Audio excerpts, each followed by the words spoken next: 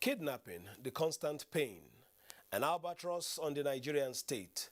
Another large number of students whisked away in the early hours of Friday at the Government Girls Secondary School, Jangebe, Talata Mafara local government area of Zamfara State. It is a hydra-headed monster confronting all tiers of government. We'll get a report from Zamfara State. Also, on Political Update today, we will examine some peace initiatives in different parts of the country and the impacts on the groups, either through on coalition course.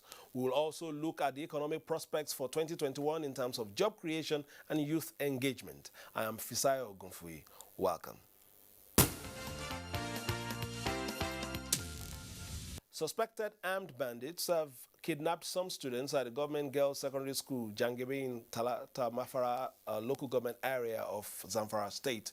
The Zamfara State Commissioner of Information, Suleiman Tunau Anka, who confirmed the incident, said gunmen stormed the school around 1 a.m. and abducted the students. Our correspondent in Zamfara, Aliru Umar, has visited the school and interacted with our studios earlier. Right now at the Government Girls Science Secondary School, Janjigi, in Talata Mafara local government area of Zamfara State. The incident, according to eyewitness, happened at exactly around 1 o'clock in the evening yesterday.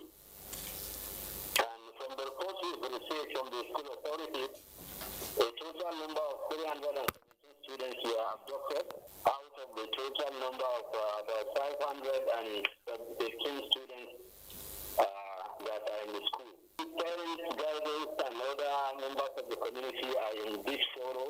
They are seriously disturbed, and the situation is really pathetic. Yes. A lot of parents have came early and have taken some of the students who are not affected by the incident. We've spoken with our two parents, one from Anka local government area, the local government nearby, who three students were abducted in the incident. And the other one has a student who was also abducted. They are students and they are appealing to the state government to review the ongoing peace and reconciliation process, because according to them, that's not actually prevented this incident.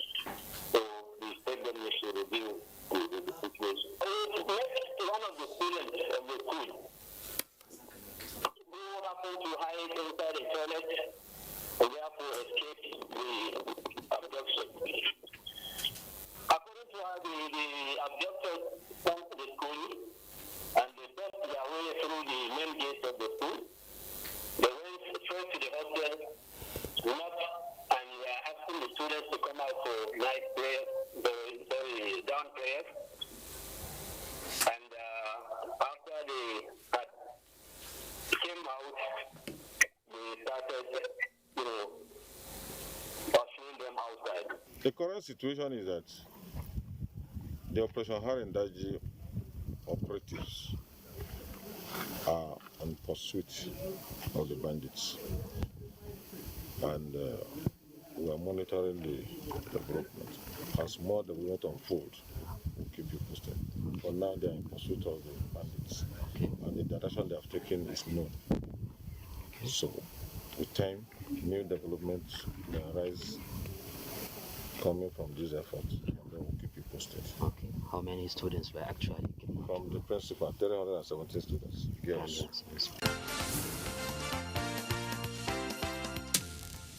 The head of police unit there, responding to our correspondent on ground, Aliru Umar, will be giving you updates on that in the course of the program and throughout our bulletins today on the Nigerian Television Authority. Now, before Friday morning's unfortunate development, the Northern Governors Forum had met in Kaduna to discuss issues surrounding the kidnap of students in Kagara, Niger State. The federal government's delegation to that meeting was led by the Chief of Staff to the President, Professor Ibrahim Gambari. Out that this kind of robust engagement provides a very important platform for deep reflection and dialogue from pertinent issues affecting not only northern Nigeria, but the nation as a whole. That is why we have remained resolute in supporting and advising the federal government, collaborating with relevant security agencies, and also using opportunities at our disposal to work for a more secure nation. Come up with possible solutions to all these problems. And we must continue to chat and continue to discuss more and more, never to give up. Working with our respected traditional rulers, community and civic leaders, we need to accelerate efforts to avail our region of every chance to successfully engage the challenges and possibilities of the 21st century. Meanwhile, Governor Nasir El-Rufai of Kaduna State says the issues between his counterpart governors of Bauchi and Benue are not fundamental, as steps have been taken for fence mending. The Kaduna helmsman also says the northern governors have also taken a strong position to stop the movement of cattle. Committed to solving this problem of movement up and down by the herders, because once we solve that problem, the clashes between farmers and herders will reduce significantly. It will be sorted out. There will always be differences in opinion, but they are not fundamental. The Northern State Governors Forum is committed to ending the nomadic movement of cattle and people in the shortest possible time, and we're all working on it. Now, for any economy to thrive, security remains a prerequisite. Now, joining us is Honorable Sam Onuigbo, member representing Ekwano, Umaya North and South Federal Constituency. Thank you for joining us. Thank you. Initially, we were to, discuss security and national cohesion when news of this unfortunate kidnap surfaced. What are your thoughts at this time to start with? Well, first is prayers. We all have to pray. We all have to work together.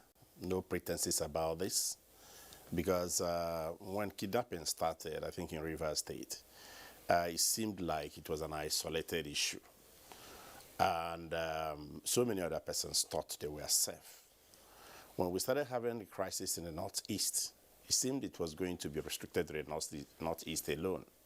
But today, it's all over the country. So all hands must be on deck. No pretenses, face it as a real threat to the nation, and we will solve it. All right, we're just trying to, recover, or not necessarily, at least get to grips with what happened in Kagara in Niger State. Even efforts are still being made and all that. This has come again. It's almost now becoming some kind of conveyor belt of lucrative businesses. Exactly. That's what it looks like. But like I just said in my opening remarks, we have to face this with all the seriousness that it deserves. The reason I'm saying so is because, if you look through the Constitution, if you check Section 14(2)(b), it said the primary purpose of a government is the security and the welfare of the people. So if that is the primary purpose of government and we're having this challenge, then we should then rise up to the challenge and solve it and win the confidence of the people, the support of the people, so that we can get, first-hand security information from the communities about some suspicious movements. Now, the leader of that law enforcement group, the police man that was interviewed by a reporter just a few hours ago, a few moments ago, Aliru Umar, out in Zamfara, said 317 as we speak students. Now, when we look at that logistically, to even feed them once a day, while the negotiations go on, or at least they are being tracked or whatever, shows that this is not something that was just thought about in a day or two. We are talking 317 souls, bodies to be fed. They would perhaps look for where they will also, do a few things in terms of getting them under a shelter or some kind of things. So that means that it's organized to a level. I'll agree with you, because, for us to have... Which one are we talking about now? We're talking about Dabchi or where is it that place? Kangara in the castle. Kangara, these are recent developments. We're talking about the very first ones that happened, Chibok, Dabchi, Chibok, Kangara, and some other, locations where we've had this kind of very troubling, very unpleasant experiences. So you discover that they did not come overnight. But that's why we need the intelligence. That's why we need the cooperation of the people. That's why we also need the security agencies, to step up their game. Very, very important. Because you take away 317 souls. How many lorries do you require to do that? It's probably not one truck. So this is a well-planned and well-executed operation. And of course, we are still negotiating on the issue of Kankara. And here we are with 317. So it's a huge concern. It's a real concern. And like I said, it's not a party thing. It's not a tribe thing. This is going after the soul of the nation. So we must all rise to protect, prevent, and make sure that we terminate this with precision. Very, very important. Are we too docile as a people in terms of when you see, you hear things about when you play music so loud in other climes, police can come and knock on your door. When you see suspicious movement, everybody just seems to feel it's not my concern. And that is perhaps, a lot of people believe this is where, some of these problems stem from. Even the law enforcement that we're talking about still need to work on information. Precisely. I just said here, we need the cooperation of the members of the community, the traditional rulers, members of the community. And why I said that, and I also said that the security agencies need to come up. They will need to really raise their game a little bit. But again, for them to be successful, they need the support of these individuals who bring information. Now, what is the concern of those who bring information? Is whether someone is going to go back and tell maybe the criminals that, look, it was Fisayo that told that to Fisayo. He was the one who came here and told us that you were operating in that.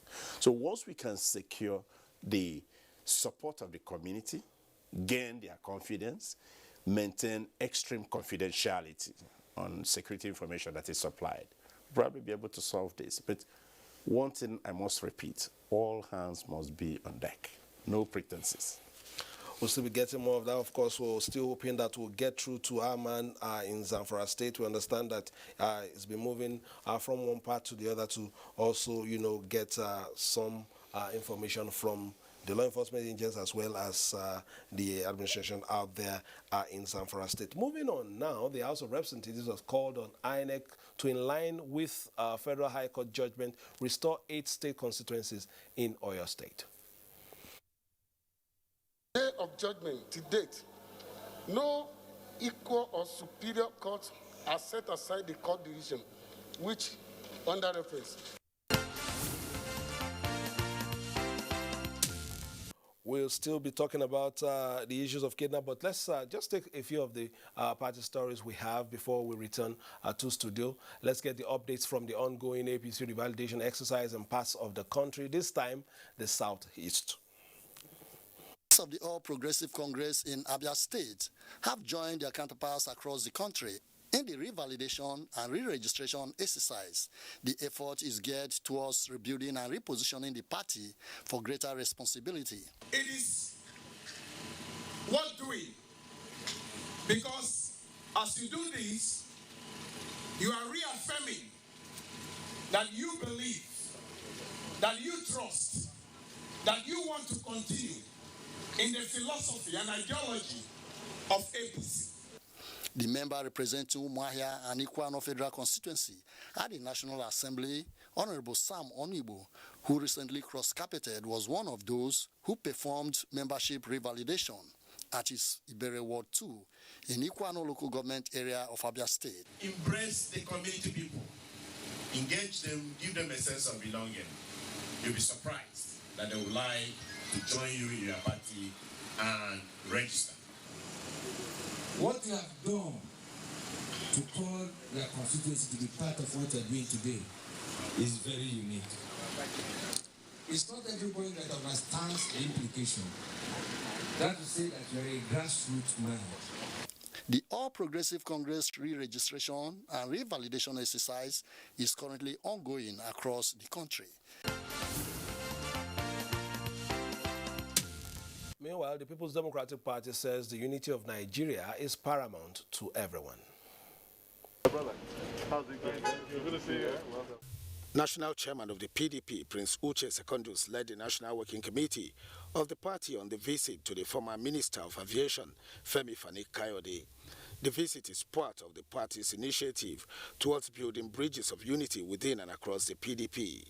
I believe that this country belongs to all of us, and we need the unity of this country to move this country forward.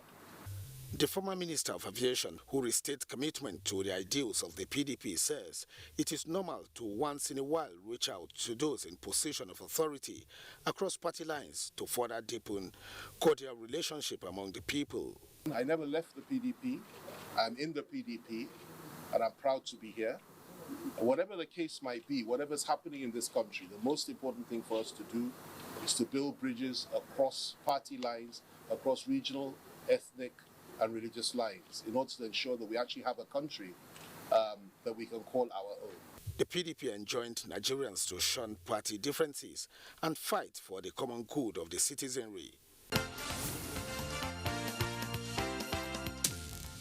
All right, we've captured the mood in your party, that's the APC, and of course the PDP. Now, the issues of party rhetorics, like also, I said earlier, they said there should be at least it's almost unanimous that it should be put aside now.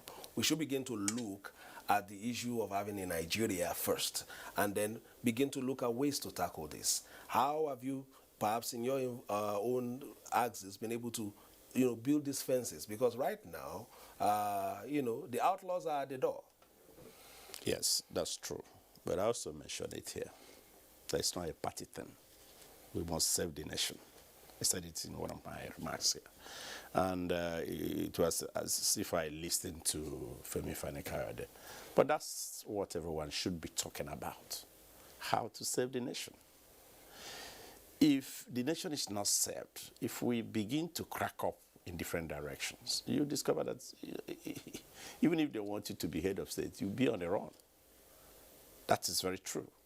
Unless there is security of life, you cannot make any progress. You cannot move ahead. For instance, in areas where, maybe you have war or people are shooting, how can you go to run campaign and say, vote for me? And who will vote for you? And who are you going to govern? So security is number one.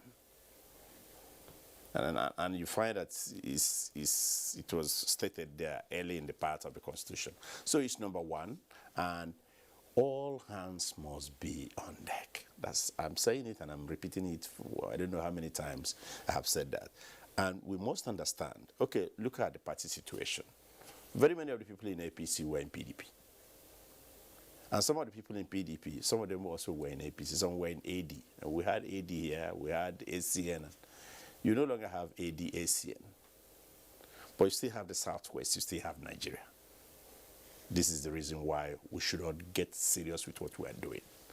If you don't have this nation, where are you going to preside over? Okay, we're looking at, perhaps taking a thread from this discussion will be an aspect of perhaps what a lot of people feel could be the reasons why we're having a lot of unrest, especially with the youth population, who are perhaps used as cannon fodder when it comes to some of these, issues. The issue of job creation, perhaps to get them, fully engaged in one activity or the other, so that by the time you work in a factory till 6 or 8, you are too tired to even think of kidnap or any other activity. That's very true. When you are engaged, you find little or no time to engage or to get involved in unwholesome or criminal activities. That's very, very true. But I think the challenge is global, that the economy is having challenges around the world. It's not just here in Nigeria.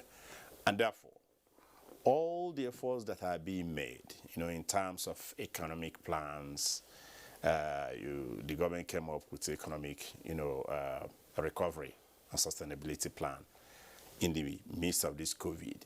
And government also took extra steps in terms of appropriating money, amending the budget to ensure that we provided money to carry the weight of the burden that COVID brought. These are deliberate policies that are geared towards getting people engaged. And when they're engaged, they have little or no time for this kind of exercises. And again, I think that even the COVID, like I said in one of the interviews that I granted, somehow it has turned out to be a blessing in disguise, because it has really awoken the government and the people in so many areas that we are lacking. For instance, the health ministry or the health sector of the country. You can imagine how much money they have received. We were out there on oversight to a few of the agencies. One of them said, well, before the COVID, they could only market or develop one product. But they have come up with 5 within this period. Why? Because necessity is the mother of invention. Absolutely. And again, money was made available for them to be able to respond to the challenges of COVID. And we went to another agency, that was even yesterday, and they said they are now building a world-class laboratory from the money that was appropriated to them. So when we work together and this is a nation that is blessed with resources, human and material. When we work together and, make sure that we mobilize people in the right direction, we find very many people that want to key into the wrong ideology of we want to overthrow this, we want to impose this and things like that. So I am very hopeful that we are ready to rise up to the challenge. We are facing a high-headed challenge. We've talked about banditry. We've had issues, just like we heard from the governor of Kaduna State, Governor Rufai, talking about the herders, farmers confrontation. We have had ethno-religious clashes as well. Moving forward, what will be your hope, for the nation moving forward, and how do we begin to, navigate through all these, hurdles? Well, I think it's really it's noteworthy that the governor of Kaduna State has made or conveyed such a statement or such a resolution of the Northern Governors Forum, that they want to work on preventing the movement of herders and cattle, because that is primarily responsible for the clashes that we have had, with farmers across the country. I said it when I was attending school. I was staying in Omodike in those days, in the 70s. The problems, we are having multiplicity of problems, actually, because, I recall that in those days, trains would bring cattle from Kano and Maiduguri or wherever, and would stop them either at Enugu or in Umuahia or in Aba or in Port Harcourt. And these cattle would now move from there. For instance, from Umuahia, where I come from, they move from town, and they usually move between 12 midnight and 6 a.m. And they first the main road and move to Ekwatabeni and move to Calabar. They were not branching into anybody's farms. So it is now that this transportation thing has not been fixed. These cattle now, and with the headers, they now trek all the way. So midway, they look for what to eat. So we can solve these problems, since we have clearly identified that this is reasonably responsible for how things have actually broken. Quite succinctly put, time is not our friend. Honorable Sam Onoigbo is here. He will be back because, of course, we needed to discuss so many things, including agriculture and climate change, which is your passion. We'll probably try and see if we can bring you back for that. But for today, it's been the unfortunate development out there in Talata Mafara, local government area of Zamfara, that is taking the front burner. My name is Fisao Ogunfuyi, urging you to play your politics for the national good. As I thank my guest, Honorable Sam Onoigbo, for coming, and you for watching. Have a lovely weekend ahead. Bye-bye now.